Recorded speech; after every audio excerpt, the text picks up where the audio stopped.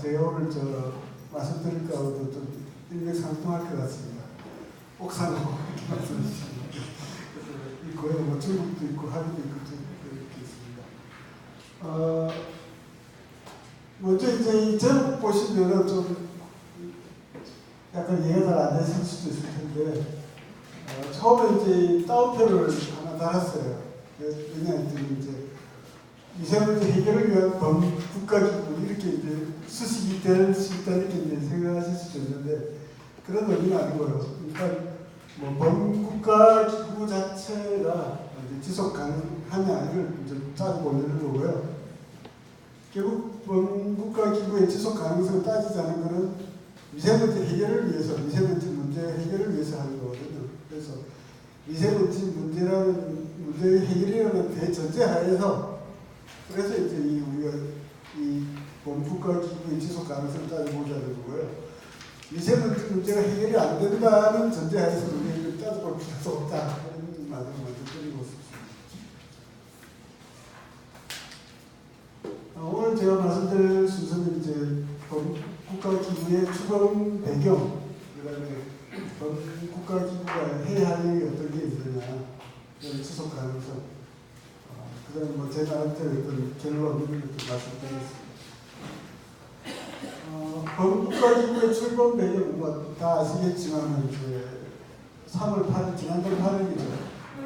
바른미래당의 손학규 대표가 이 기구 구성을 제안을 했고, 그러면서 반기문 전 유엔 사무총장을 대표로 이제 추천한 거죠. 그래서 이제 대통령이 3월 12일 날 기구 수용을 지시했고, 그리고 위원장직을 수락하신 거죠. 그래서 지난 1일 날 추진단 발족식, 그러니까 현반식이 있었습니다. 그리고 다음 주에 이제 출범을 할 예정입니다. 근데 이제 이건 끝으로 드러나는 이제 출범 배경이고요. 사실은 이제 그 앞에 쭉 이야기들이 많이 있는 거죠. 뭐 짧게는 3월 1일부터 6일까지 수도권의 고농도 미세먼지 이제 비상정함 조치가 쭉 이어진 그 상황이 벌어지고 또 더 나아가서는 2017년 대통령 선거 당시에 문재인 후보가 대통령 지속 미세먼지 특별위원회를 설치하겠다 이런 공약을 내세우고 물론 뭐 더 나아가면은 2015년, 2013년까지 들어갈 수도 있겠습니다. 뭐 그 이야기는 나중에 좀 나올 것 같습니다.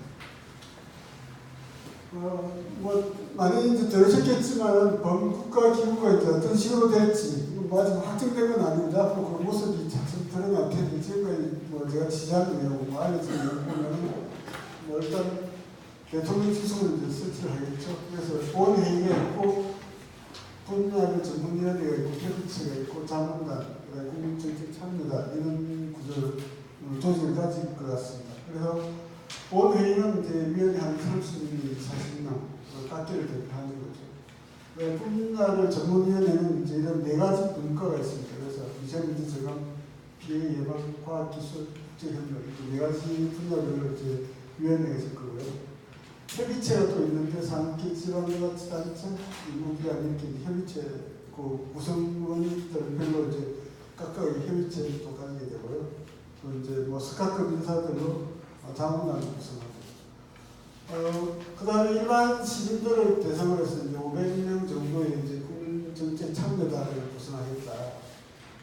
요 위에 이제 뭐 이해 당사자를 뽑느냐 안 뽑느냐 이건 좀 이야기가 좀 왔다 갔다 하는데 이건 좀 단순하게 이제 일반 시민 500명을 무작위로 뽑을 것이냐 이건 좀 봐야 될 것 같고요.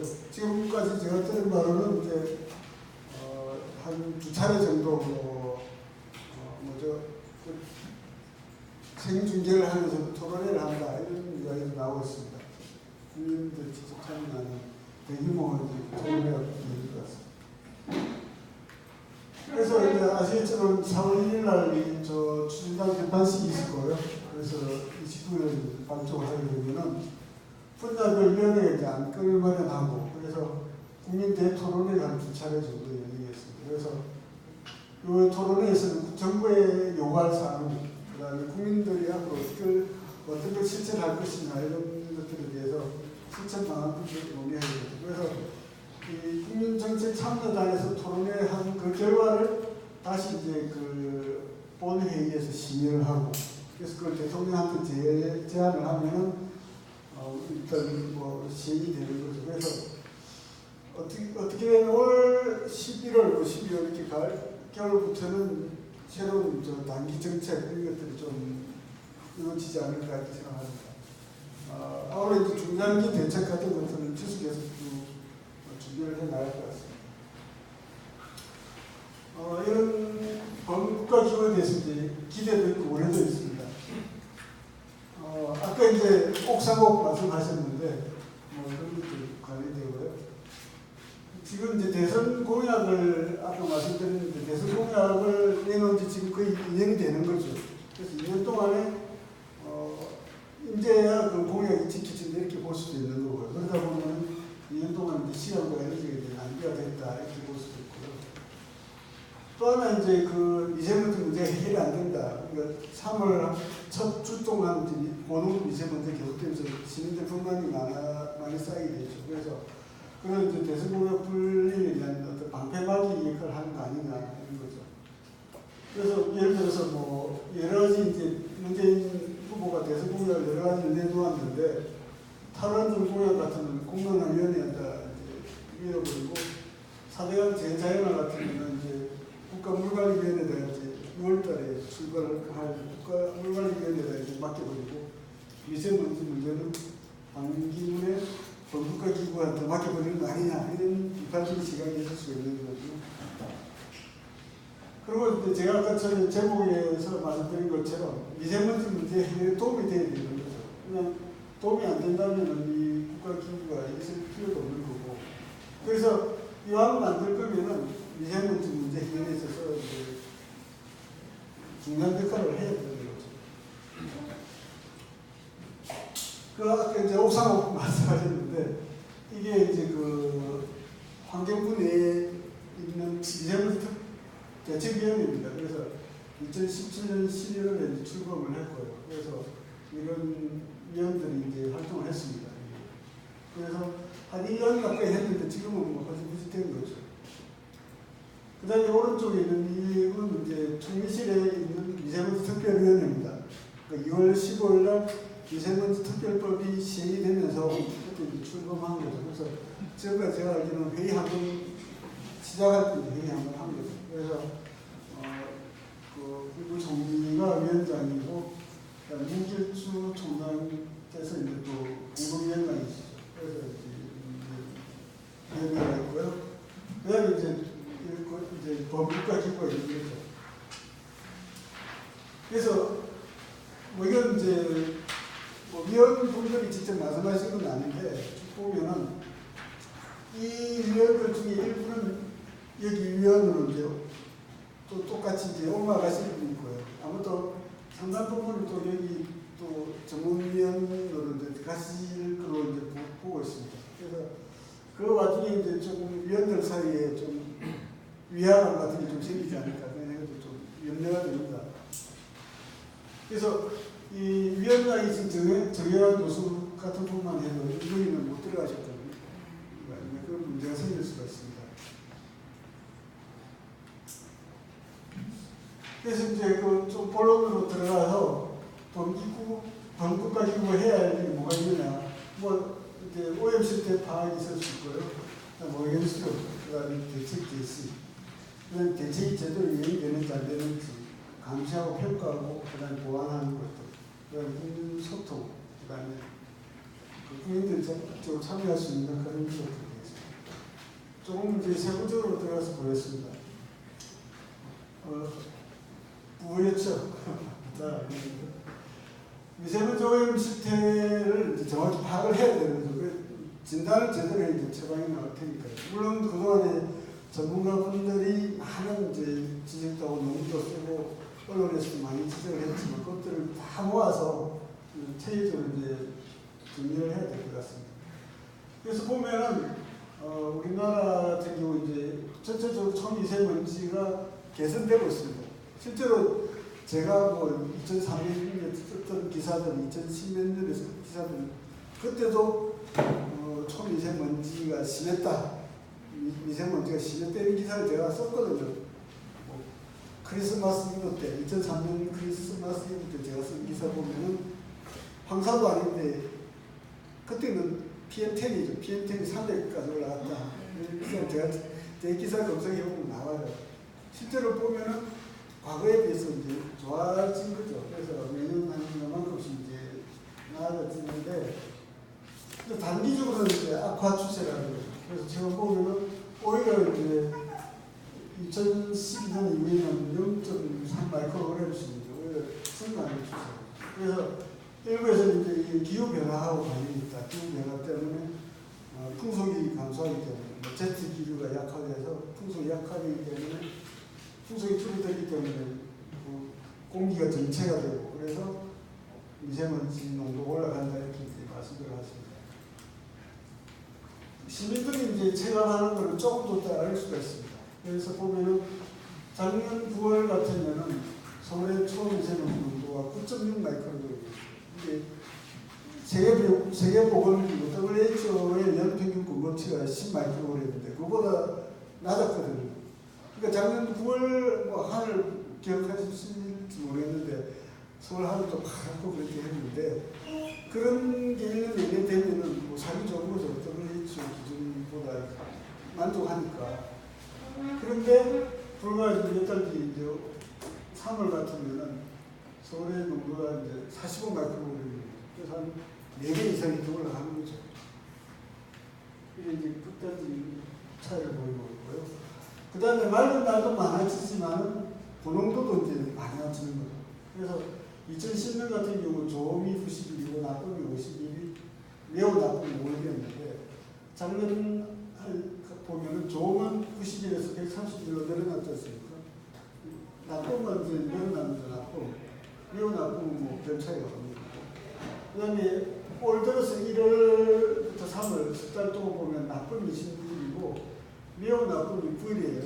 그러니까 물론 이제 연평균 따지면 좋으면 어떨지 모르겠는데 벌써 이제 석 달 동안에 절반 이상, 절반 이렇게 된 거죠. 그리고 매우 나쁨이 이제 더 많고. 그래서 사람들이 느끼는, 시민들이 느끼는 체감 오염은 전혀 개선이 안 되는 거죠. 그러니까 쉽게 말해서 오염의 양극화다, 저는 이렇게 표현을 하는데, 그래서 맑은 날 좋다가 오히려 이제 악화되면 그 차이를 시민들이 더 많이 느끼는 거죠. 그래서 고농도 때 더 이제 심각하게 생각을 하는 거죠. 그래서 이제 뭐 사만삼이, 피미족 이런 말도 씁니다. 요 사만삼이는 뭐 그전에도 일부 써져 있는데 언론에서 처음 쓰는 제가 처음입니다. 그래서 제목을 이렇게 쓰면서 피미족은 요새 이제 뭐 동해로 간다든지 뭐 그런 미세먼지를 비해서 간다.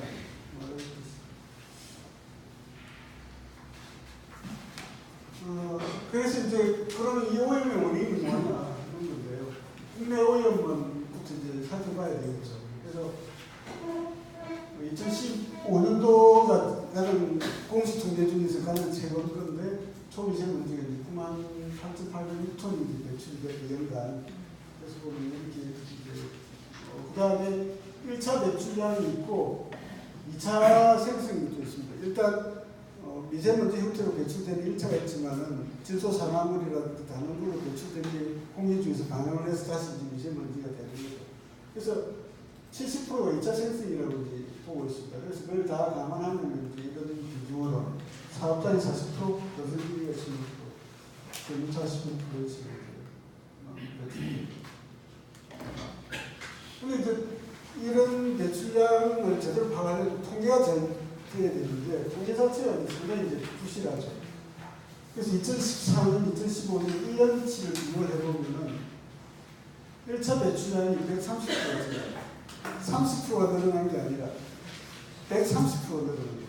그러니까 2014년도에 100이 배출이 됐으면 2015년도에는 230이 배출됐다는 거죠. 무슨 말인지 아세요? 그러니까 이 통계랑 1년 사이에 이렇게 늘어났는데 이 내용이 뭐냐면 공사장 비상먼지, 불법 소각 이런 것들이 추가되는 게 되는 거죠. 그래서 최근에 이제 감사원에서 발표한 내용 보면은 산업시설에서 제소산업을 배출하는 이게 문제가 있는데, 물론 이거 자체는 바로 미세먼지는 아니지만 아까 말씀드린 것처럼 여기서 2차 생성이 될 수가 있는 거죠. 그래서 이만큼 이제 누락이 됐다. 그 다음에 또 보시겠지만 이제 뭐 여수산업단지, 뭐 LG화학이라든지 하나케미칼 이런 데서 배출 농도를 조절하는 거죠. 특정 대행 업체하고 짬짬이를 해서. 그럼 실제로 그렇게 되면은 이 배출 농도가 조작이 되면 배출 양도 조작이 되는 거예요. 그래서 이런 것들이 여수산업단지만 문제나 전국적으로까지 보면 빙산의 일각이다.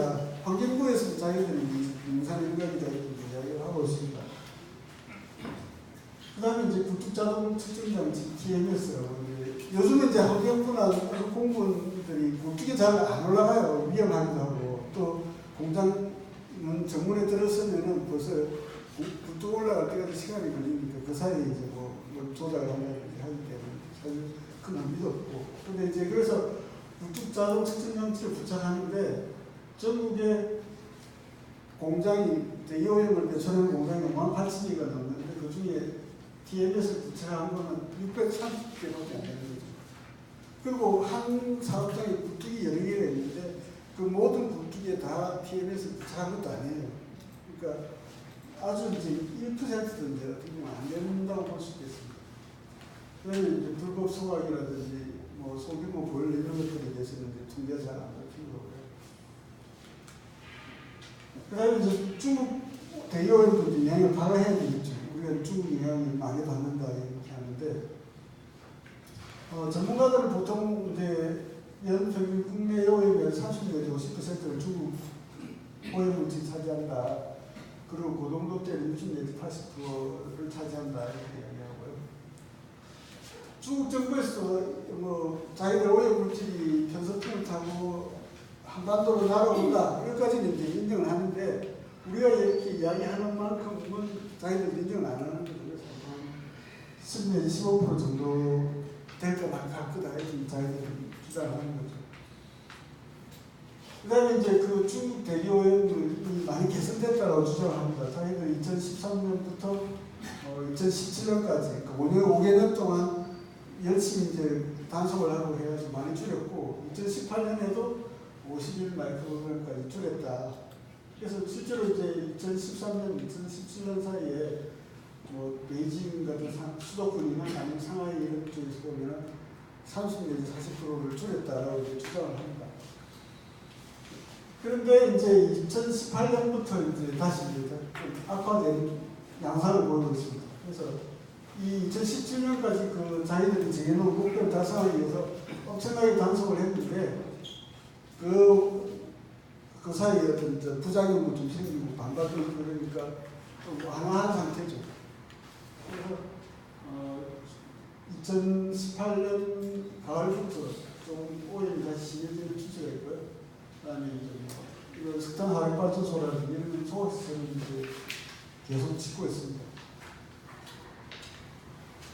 그다음 또 하나가 이제 자기들이 중국에서 카운팅이 안 되는 부분이 있습니다.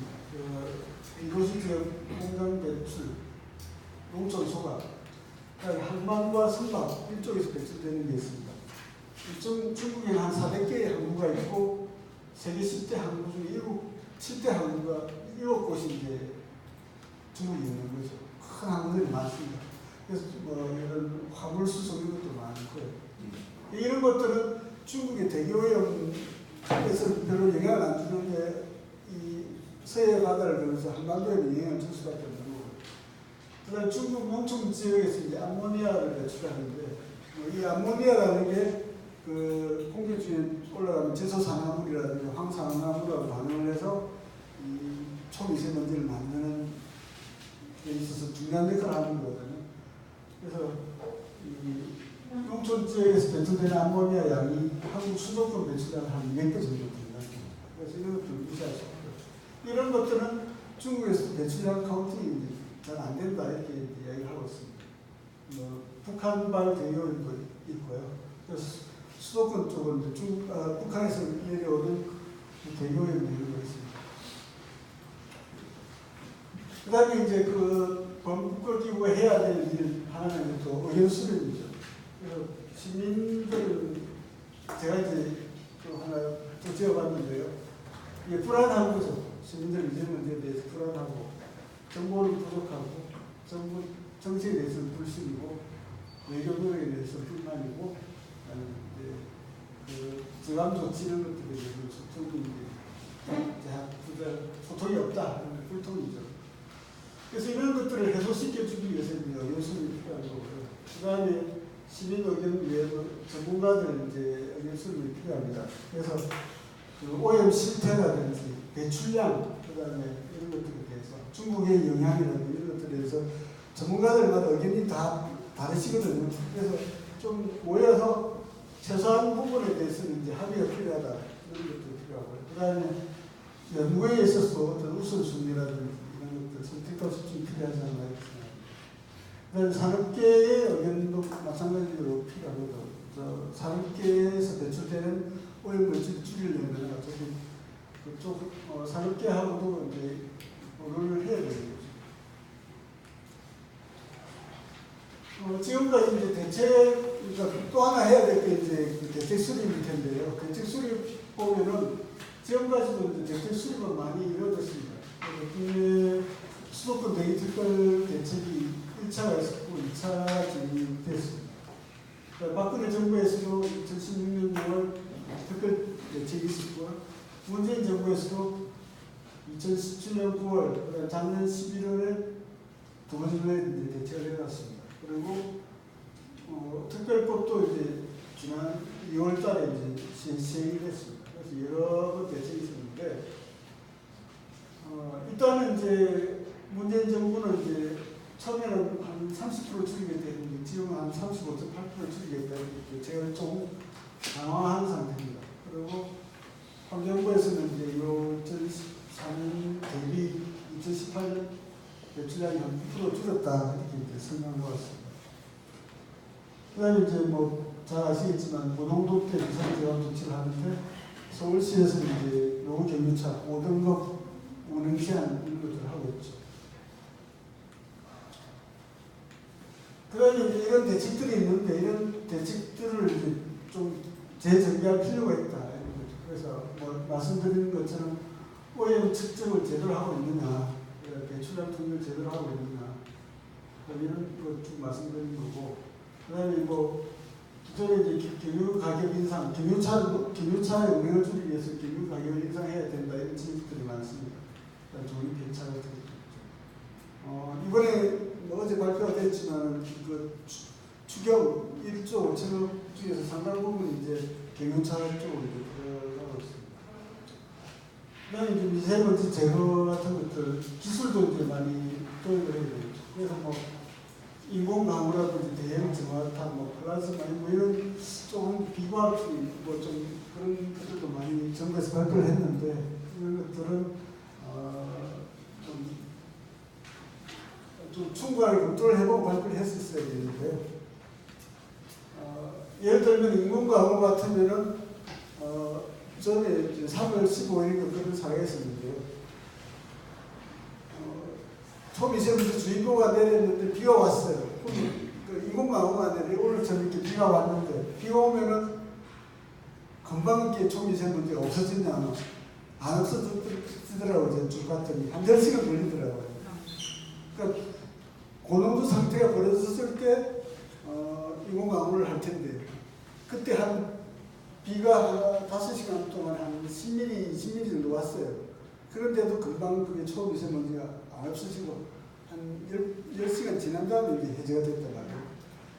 그러면 우리가 지금 갖고 있는 인공광 기술이라는 1mm 정도 더 오게 하는 정도인데 효과가 나기는 어려울 거예요. 그 다음에 비행기 한 대가 떠서 이렇게 쭉 구름 씌워서 뿌린다고 했을 때 그 영향을 받을 수 있는 면적은 여의도의 한 10배, 20배 정도 되겠죠.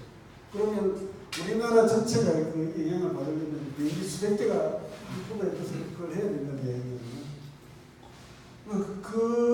그렇게 되면 비행기가 내뱉는 오염물질이 더 있을 수 있는 거예요. 그래서 인공광합 같은 것들은 저는 회의적입니다, 한마디로. 그리고 공기 정화탄 이런 것도 지금 네덜란드나 리서치되어 있는 거 가서 저희 취재해보면은 반경 25m 안에는 공기가 조금 좋아져요. 한 20% 30% 좋아지는데 그러면은 한 50m마다 한 대씩 리서치를 해야 된다는 얘기예요. 그 엄청난 또 전기는 어떻게 하고 뭐 그런 거죠. 그래서 그런 거예요.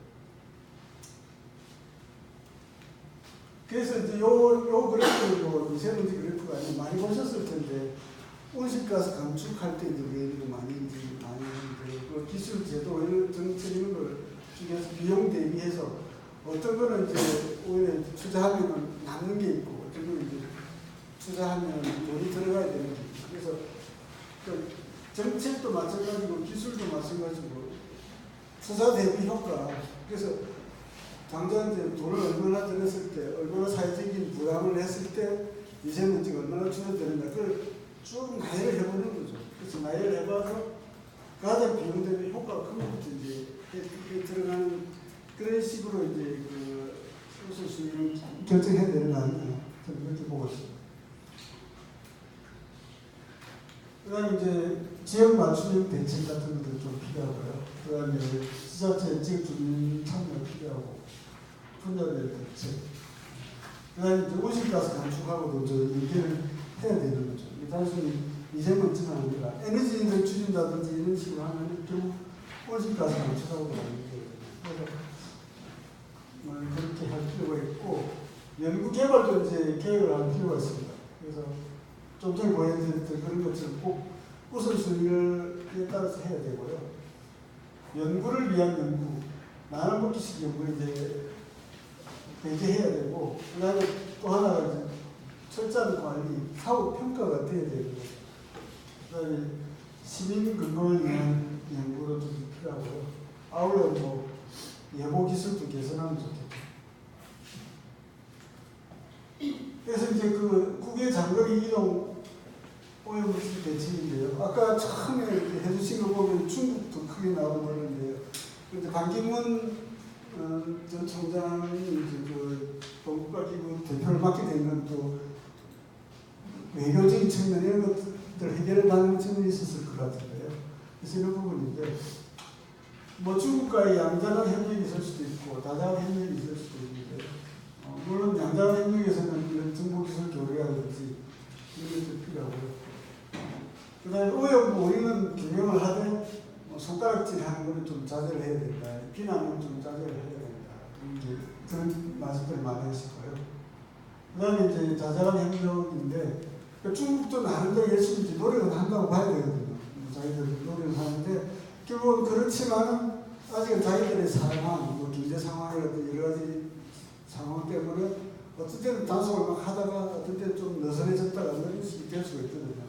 그래서 지속적인 감축 노력을 이끌어내기 위해서 뭔가 장치가 있어야 된다는 거죠. 중국한테 다 맡겨놓을 게 아니라. 그랬을 때 이제 뭐 이런 방식으로 이제 장거리 이동 협약이라든지 이제 개정 프로토콜 같은 경우는 이제 국가별로 감축 목표 뭐를 정해서 이제 국가별 상황에 맞게 감축 목표를 제시를 하고 이행하려고 하는 그런 것들이 필요할 것 같아요. 근데 이제 유럽 방식하고 우리하고 좀 다를 수 있는 게 이제 유럽은 여러 나라가 비슷비슷한 배출량을 갖고 있고 뭐 그렇긴 한데, 중국의 배출량 자체 동아시아에서 절대적이라. 그래서 중국은 이제 다른 나라와의 협력이 이제 필요하다 이거죠. 1대1 뭐 양자간 협력도 좋지만은 다자간 협력이 필요한 거죠. 그래서 기존에 이제 이런 산성비 네트워크를 좀 더 이제 그 활용을 할 수도 있고요.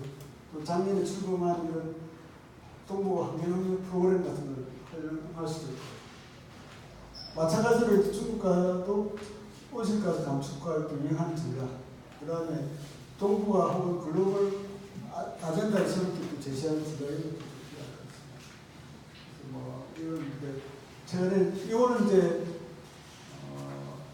5년 전에 쓴 기사입니다. 5년 전에 쓴 거고요.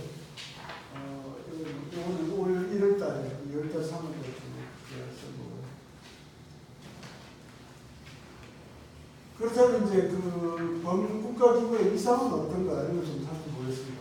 그래서 여러 가지 조직들이 있는데 말씀드린 대로 환경부 대책위원회는 1년 만에 문을 닫았고 총리실 특별위원회는 2월 10일 출범했고요. 그 특별법에 의한 법적인 기구죠. 그리고 각 부처의 이제 미세먼지 대책을 총괄하는 역할을 하고 있습니다. 근데 이제 범국가기구 같은 국회에서 법이 통과되지 않거든요. 아직 법적인 기구는 아니고 하게 되면 이제 대통령령에 의해서 이제 뭐 설치될 수밖에 없는 그런 상황. 국회에서 법이 안 만들어졌습니다. 장기적으로 보면 이제 법 제정이라든지 아니면 뭐 특별법의 개정이라든지 이런 것들로 좀뭐 뒷받침해줄 필요가 있는 거죠. 그러니까 지속 가능성을 필요가 있는 거고요. 그다음에 이제 국회나 지자체에서도 이제 뭐 이런 특기가 있고 그래서 국회에서도 특별법 제정을 역할을 했습니다. 그 특별법에서는 핵심 그 주체가 지자체로 되어 있습니다. 시도지사가 할 수 있다, 시도지사가 해야 된다, 뭐 이런 의미에서 시도지사가 중요한 역할을 그런 면에서 이제 그 총리실 특별위원회는 앞으로도 계속 있을 수밖에 없는 거고 있어서 중요한 역할을 하는 거고요. 그래서 이 범국가기구와 특별 총리실 특위하고는 어떤 역할 분담이 필요한 거죠. 그래서 총리실 특위는 이제 세부적인 대책 집행 쪽으로 그러니까 부처의 부처나 지자체에서 그 대책을 제대로 이행하는 점검하는 역할을 나눠주고 점검하는 그런 역할을 해야 될 것이고 범국가기구는 이제 의견을 수렴해서 제시를 하고 통합하는 역할을 좀 중요하게 될 것 같습니다. 그래서 이제 왜 이제 지속해야 되느냐? 여기서 이제 우리가 국가기구가 꼭 필요하다, 그다음에 지속해야 된다라는 이유를 우리 스스로 아니면 국민들이 다 이해를 못한다면 안 되겠죠. 그래서 아무튼 미세먼지라는 거는 이제 시급과 비밀이 필요한 거고요.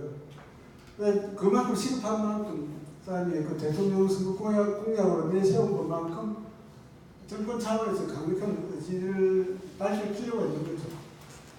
그러니까 또 하나가 이제 정부 부처, 지자체 경계를 넘는 어떤 강력한 정책 그런 것들을 끌고 나가야 되는 거죠. 그래서 이제 충격요법 이런 것도 좀 필요하고요. 그다음 또 하나가 이제 5년 단임의 어떤 정권 가진 한계를 초월하는 그런 것들도 필요하죠. 그리고 이제 미국의 로스앤젤레스 있는 것들을 보면은 미세먼지를 해결하는데 20년, 30년이 걸리거든요. 5년 단임 정권이 해결할 수 없는 그런 부분들이 분명히 있는 거죠. 그다음에 외교적 해결책도 필요한 거고. 그러면 이제 범국가기구를 지속할 수 있을까? 과거에 이제 그 비슷한 조직들이 있었는데, 지속가능 발전위원회가 있었습니다. DJ 정부 때 이제 만들어져가지고, 노무현 정부까지 좀 있었는데, 2000년에 이제 1기위원회가 출범을 했습니다. 그래서 지금 2018년, 작년에 이제 9기위원회가 출범을 했습니다. 아직도 있습니다. 2010년에 MB 정부 때 이제 지속가능 발전법이 개정이 되면서 환경부 소속 위원회로 이제 명맥을 유지하고 있습니다. 녹색성장위원회, MB 정부의 어떤 트레이드 마크라고 볼 수 있는데 2009년 2월에 이제 공식 출범을 했죠. 2013년이면 언제죠? 박근혜 정부 때죠. 박근혜 정부 때 이제 저탄소 녹색성장 기본법이 개정이 됐고 그래서 총리실위원회로 이제 격화가 됐습니다. 지금도 물론 뭐 국가원식 가스 반출목 LNG 기본계획 등을 쪽을 이제 시기 연결하는 역할을 하고 있습니다. 창조경제 뭐 박근혜 정부의 그건데요. 미래창조과학부에서 하다가 뭐 지금은 이제 미래창조과학부는 과학기술정보통신부로 이제 바뀌었고 2017년 창조경제민간협의회가 있는데요. 창조경제민간협의회는 2017년에 규정이 개정이 되어가지고 중소벤처기업부 소속으로 바뀌었습니다. 벤치교부 장관이 이제 얼마 전에 바뀌었지 않습니까? 예, 그분이 창조경제 열심히 할 것 같습니다. 그래서 이 지속가능 발전법이라든지 녹색생명기본법이라든지 이런 거 보면요, 법에 조항 중에 삭제된 게 되게 많습니다. 뻥뻥 구멍이 뚫리는 건 법을 찾아보시면, 그러니까 그만큼 이제 형해화됐다라든지 뭐 유명무실화됐다 이걸 알 수가 있습니다.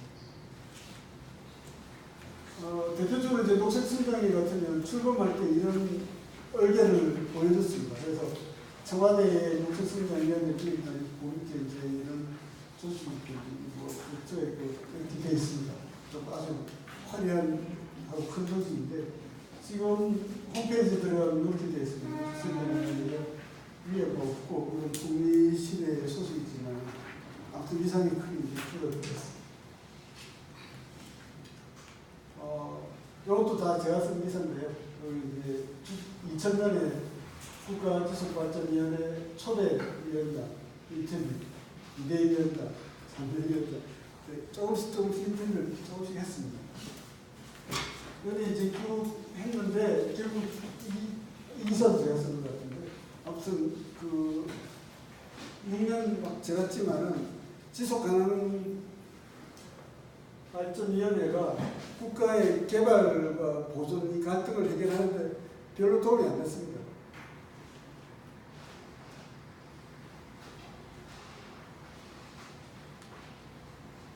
제가 작년 11월에 이제 인터뷰한 기사거든요. 우리 김원경 전 환경부 장관 인터뷰인데요. 김원경 환경부 장관의 트레이드마크가 지속가능 발전입니다. 이제 이분이 장관을 하면서도 이 지속가능 발전에 대해서 자기가 그걸 못하고 결국 지속가능 발전이 제대로 안 되는 바람에 그만두는 그런 상황이 벌어졌습니다. 그러니까 지속가능 발전이 아직도 다리를 못 잡았다는 얘기예요. 그러니까 지속가능 발전위원회가 지속하지 못했다는 거죠. 마찬가지로 이제 뭐 녹색성장도 마찬가지로 좀 제가 인터뷰한 건데 여기 보면 이제 이분은 4대강 살리기 추진본부장을 하신 분이고요. 요거는 이제 녹색 성장이 아니라 우리 녹조 성장이라고 해요. 뭐 그렇게 된 거고요. 그러니까 이제 이 녹색 성장하고 이 4대강하고 뒤섞어 버리는 바람에 이 녹색 성장 나름의 의미가 있었는데 이것도 이제 퇴색이 되어버리는 거죠. 자, 이분은 이제 상당히 문제를 많이 하시는데, 뭐 저희들께서 이제 후배들이 다 썼는데, 뭐 실패했다고 다 망쳤다, 이렇게 평가를 하고 있습니다. 그 다음에 이제 그 대통령 직속이라든지 이런 위원회 이런 것들에 대해서 좀 비판적인 시각이 많이 있습니다. 위원회가 많지만 제대로 역할을 하고 있냐.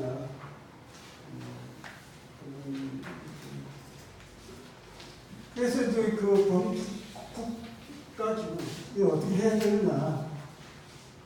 이제 미세먼지 해결을 위한 범국가기구지만 진짜 상대는 정부와 지자체, 시민과 기업을 제대로 상대를 해야 된다는 거죠. 정부와 지자체는 정부로부터는 제대로 된 정보를 얻어내야 된다. 그래 이제 뭐 제대로 된 대시가 없고요. 활동이 벌어질 수밖에 없고 그걸 어떻게 해소할 거냐. 그다음에 뭐 주도권 다툼, 공원 다툼 이런 것들도 있을 수 있는데 이런 것들도 어떻게 이제 해결해 나갈 건 아니고요. 제일 중요한 건 결국은 그런 대책들이 다 법으로 입법화돼서 자리를 잡아야 결국 이루어지는 거거든요. 그래서 뭐 법도 마찬가지고 예산도 마찬가지고. 그래서 그다음에 이제 정부가 제대로 하는지 그걸 또 감시하는 역할도 국회가 하는 거고. 그래서 이 범국가 기구가 국회하고 어떻게 보면 긴밀하게 협력을 해야 된다는 거죠. 그래서 뭐 단순히 여당하고만 갖고 왔으면 될 거 아니고 여당하고만 갖고 왔으면 될 거 아니고 야당도 갖고 와야 되고 할 게 아니고 지속적으로 나아가려면 여야 상관없이 좀 더 가까워야 된다 볼 수도 있고, 그다음 시민과도 이제 가까워야 되는 거죠. 그래서 어떤 때는 뭐 시민들한테 뭐 기업이라든지 이런 쪽에 질책도 해야 되고, 어떤 때는 또 설득도 해야 되고, 언론에 대해서도 이제 브리핑을 좀 하면서 이제 여론을 함께 가져가야 되는 거죠. 그래서 이제 그 정권과는 일정한 거리를 유지를 해야 되고요. 불가근, 불가원, 너무 가까워도 안 되고 너무 멀어져도 안 되는 거죠. 그런 것들이 필요하고, 또 국회에서는 이제 말씀드린 대로 기본 협조가 있어야 되고, 그다음에 또 하나 이제 성과가 있어야 되는 거죠.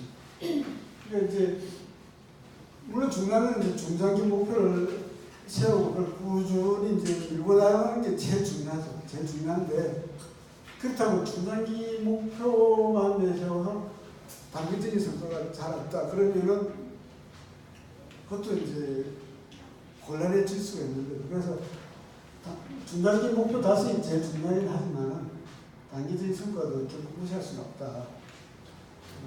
그래서 제대로 된 접근이 필요하고,